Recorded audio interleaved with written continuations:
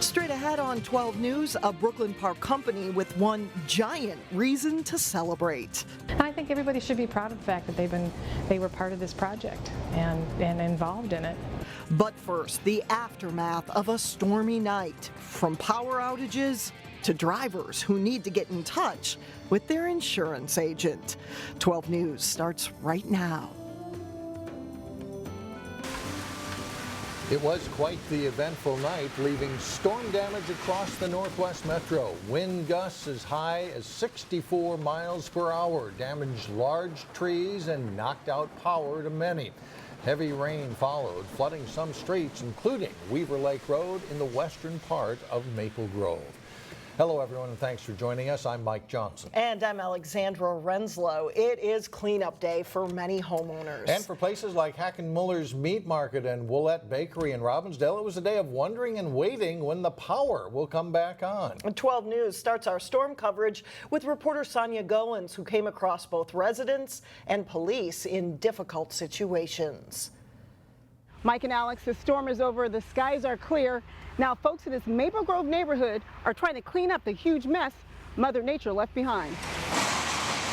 It looked like just disaster. I mean, leaves were all over the streets. The sky was just an incredible color. We had to try 3 different ways to get to Weaver Lake Road. Residents in this Weaver Lake neighborhood are not likely to forget the storm anytime soon. We've lived here for 50 years and I've never seen a storm like that. Trees and sailboats were tossed around like they were toys. The rain was coming in sheets. Lynn Robinson can't even get out of her garage. The storm took down a huge tree in her neighbor's front yard, blocking cars and access to her home. Car's okay, everybody's okay. Maple Grove really got pounded. The storm also ripped this wooden fence right out of the ground. And cleanup continues at this Maple Grove business where 2 people were trapped inside their cars as trees fell on top of them. They barely made it out alive. Crews spent the day grinding up what was left of the toppled trees. I tried to get over to New Hope. We had a command post for the storm. I had difficulty because of some of the flooded roadways. The same scenario played out in Crystal when a huge pine tree fell on a car at the intersections of 55th and Yates Avenue North. Driver Anna Ferris says she thought she was going to die. I pray, I cry. It's a big tree fall down into my car. And she was obviously very scared.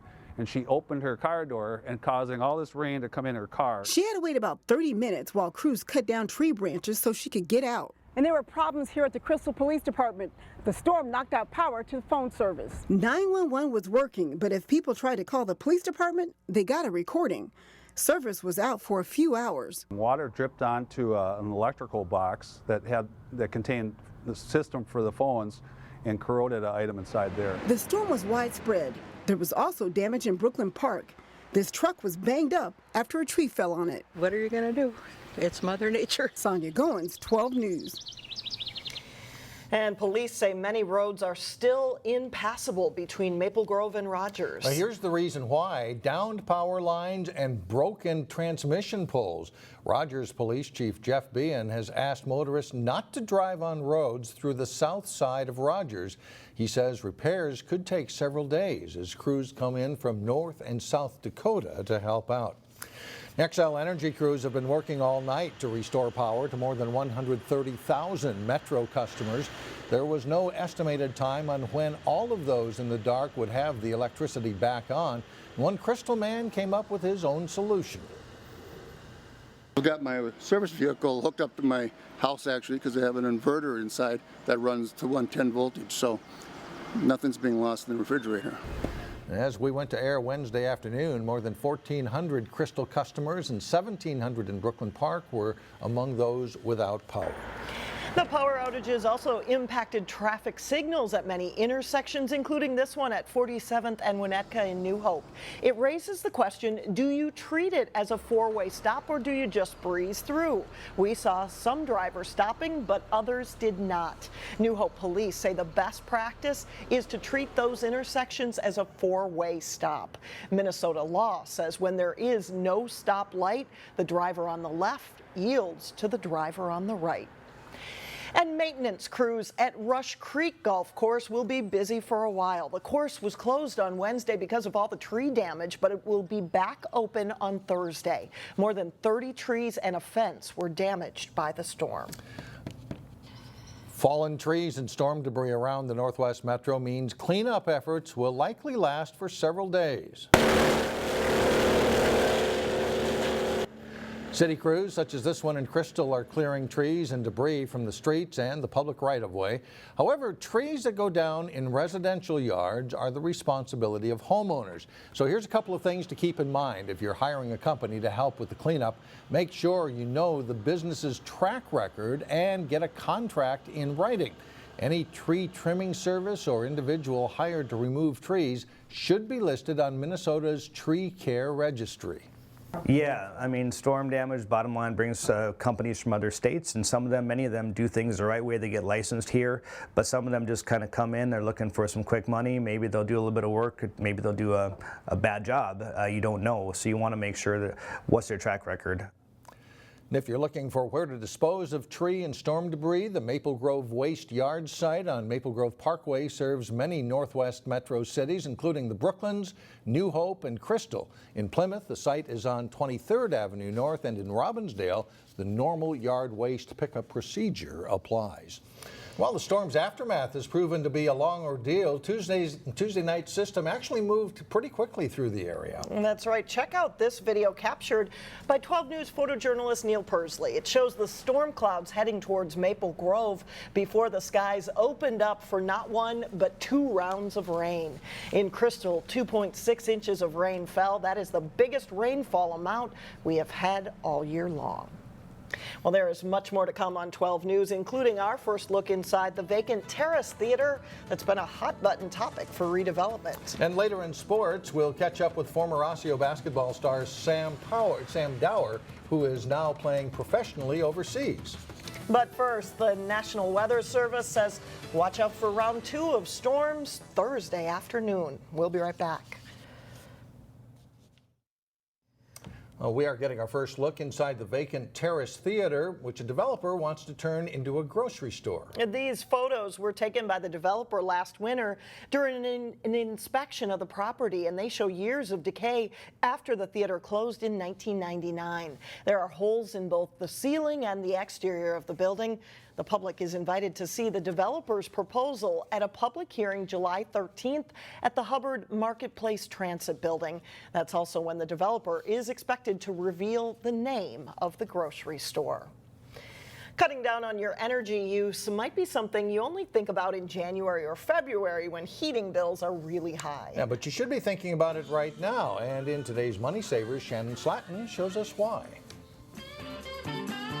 On a beautiful summer day when temperatures are rising, it's the perfect time to start thinking about the winds of winter. Now is a great time to take advantage of these energy-saving offerings because we are going to get into winter soon, but also you lose your cooling. Becca Verdon with CenterPoint Energy says it's also a great time to think about saving energy because of what CenterPoint Energy is actually giving away. A free weatherization kit that can help them save energy and money and even water usage, and it's a $35 value, but it's completely free to our customers. The kit contains items to save energy by sealing doors, windows, or even outlets in your home. You lose a lot of energy through your sockets. You can also save when it comes to water by not only conserving how much you use, but how hot it gets. They give you the same pressure, but they actually reduce the amount of water that you're using, and of course that saves money on your water heating. If you don't have the time or energy to install energy-saving items, you can have a squad do it for you. They bring the squad right to your door and install $75 worth of energy efficiency items of their choice, and they don't pay for the trip costs or the labor, so it's just a $75 pay for the actual materials. This kit is only available while supplies last, so go online or call soon to take advantage of a few energy-saving measures that could make a big difference in the cold winter months ahead. For Money Savers, Shannon Slatton, 12 News. And if you do make energy-saving changes, there are several rebates available. You can check the CenterPoint Energy website to find out more about that. Coming up, a Brooklyn Park Company's role in NASA's Jupiter space mission. But first, the state's top junior girls golfers battle for a championship. Jay Wilcox has that and much more coming up next in sports. July is a busy month for young golfers from the Northwest Metro. Beautiful weather greeted girls on the second and final day of the Junior State Championship at Chaska Town Course. State Class A high school champion Kara Smith of Heritage Christian playing out of Fox Hollow. She shoots an 86 after an opening round of 89. Armstrong's Sarah Santowski representing Baker National. A nice approach shot on number 7 here for Sarah on the way to a par. After an opening 78, Santowski shoots an 85 and places 12th. Champlain Park's Taylor Minger playing out of Edinburgh, USA. She sinks the par putt on number 9 and cards a pair of 82s to tie for 13th place. A nice chip for Joanna Kim of Edinburgh here puts her in good position. She ties for 15th. Taylor Ledwine of New Prague is the champion, finishing at 1 over to win by 1 stroke. Robbinsdale's Whiz Bang Days celebration has some sporting elements to it each year. You'll be able to watch young baseball players compete at the Whiz Bang Days tournament. There are 2 divisions, a 19U division and a 14 and 15-year-old division. Games are on Friday through Sunday at Lakeview Terrace and Lee Parks in Robbinsdale and Smothers Park in Crystal. The tournament is proving to be a big hit. Yeah, this is the biggest field we've ever had, 18 teams this year. We started out with, I think we had 8 teams our first year back in 2011. Several teams from the Armstrong-Cooper Association are in the tournament, along with Brooklyn area, Wayzata, Hopkins, and more. It's a little special for the hometown kids. I don't think there's any doubt about that. The team that I coach, we won it last year, and most of the kids are Robbinsdale kids, and it's a big deal. You win it on your home turf, basically, and this is one of the things you play for throughout the season is to play in this tournament and to win the tournament on your home field. So, yeah, I think the Robbinsdale kids do take a little extra pride in this. First games in each division are at 4 o'clock Friday, with play continuing through Sunday afternoon. Well, Sam Dower was a standout basketball player at Osseo High School and then at Gonzaga University. And since graduating from college, the Brooklyn Park native has been playing professional basketball overseas, most recently in Poland. Jason Malolo caught up with Dower at his old high school gym and has this report. For any basketball player with elite talent, the dream is always to play in the NBA. Sam Dower isn't there yet, but he's making the most of his time playing pro ball overseas. I mean, it's been great. It's a dream come true. Obviously I get to travel the world to play the game that I love, so that's great. I get to see some beautiful countries, get to, see the world, see things I've, never thought I'd dream of seeing. And, obviously that I'd much rather want to be home, back home in NBA, but I'm still working my way there and just trying to, live in the moment and embrace this, this blessing that I have right now as playing overseas. Dower's game is well suited to the style of European professional basketball, which is different from the NBA and the American college game. The European game is more of a team game. Like in Europe, you won't see, like if you see a guy average 20 points, that's crazy. Like top guys average 15, 16, 17 points. Not like the NBA where there's 30 to 35 points for the top guys. Not a lot more. It's a lot more isolation in the NBA than it is in overseas, and it's a lot more. Everybody shoots threes, the center shoots threes, they have plays for them to shoot threes. That's where I excel, and I'm a shooting big, so I thrive in that league, and it's just great to be part of something different. Dower started his pro career in France and Latvia before landing with MKS Dąbrowa Górnicza in the Polish Pro League last season, and he'll return to that club this fall. Dower struggled that first year overseas, but he didn't give up. And Dower credits the culture at Osseo for instilling in him a solid work ethic. If you want something in life, you have to go out and get it. And no matter how hard it may be, you just got to fight through that. And that mentality started here with at Osseo. We have pride around that. And I just carried that throughout my Gonzaga career. And as you see, I didn't play a lot when I first got to Gonzaga. So I had to work. I had to work, and eventually, work away from the bottom. Eventually I made it up there. But it's not easy. But if you're doing it for a game that you love, then, it's no problem, putting in that work. Dower said it has been a challenge adjusting to different cultures and languages, but his biggest struggle was learning to cook for himself. He worked hard at that, too, and says now he's pretty handy in the kitchen. So, great guy, and good to see him back in town. Maybe he was getting some tips on cooking overseas. You never know. Thanks a lot, Jay. Still ahead, a Brooklyn Park company's role in a giant trip to outer space. We'll be right back. Hundreds of Muslims gathered in Brooklyn Park to celebrate the end of Ramadan. For the past 30 days, they fasted from sunrise to sunset, and today's celebration, called Eid al-Fitr, is a way for Muslims to show appreciation for their family and neighbors.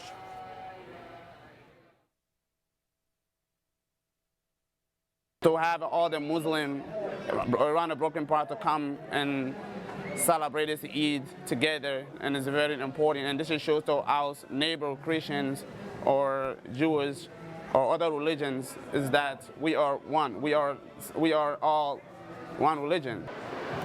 There are actually 2 Eids in the Islamic calendar. This is the first one. Well, finally, on the 4th of July, NASA's solar-powered Juno spacecraft completed its 5-year journey and entered Jupiter's orbit. Juno will soon begin transmitting close-up views of the giant planet back to Earth. And as Delane Cleveland reports, one of the key instruments on the spacecraft contains parts that were made in Brooklyn Park. Diversified Plastics in Brooklyn Park is known for making parts that go into water filtration systems, airplanes, and medical devices. So we're helping other people have better lives, and that's exciting for us. But spend just a few minutes inside their office, and it doesn't take long to notice that employees have temporarily shifted their attention to space travel. It's something that we can be very, very proud of, that we are helping NASA. 5 years ago, the company got a call from a client about an order that was literally out of this world. When they called us, they said they had tried, I forget how many different companies, 10 other companies, and everyone turned the job down. But they found us on the internet because of our extensive experience with molding PEEK. Diversified Plastics took the job, and in turn, they manufactured 3 parts that are now where no plastic has gone before. So these are the 3 parts that we made for the Juno probe that NASA launched in 2011. It's taken 5 years to get there. Company Vice President Annette Lund says the entire order came to about $15,000 and wasn't a big moneymaker. But this project wasn't about profit. It's a challenge. We were excited to try something new, try something different. I don't know that we've ever molded over something quite this extensive as an aluminum piece. After 5 years of waiting, the space probe finally entered Jupiter's orbit on the 4th of July. It's an exciting outcome that brings a little bit of Brooklyn Park to the largest planet in the solar system. I think everybody should be proud of the fact that they were part of this project and involved in it. In Brooklyn Park, Delane Cleveland, 12 News. And the company plans to have a party on Friday to celebrate Juno's arrival. That's it for us. Thanks so much for joining us. See you again on Thursday.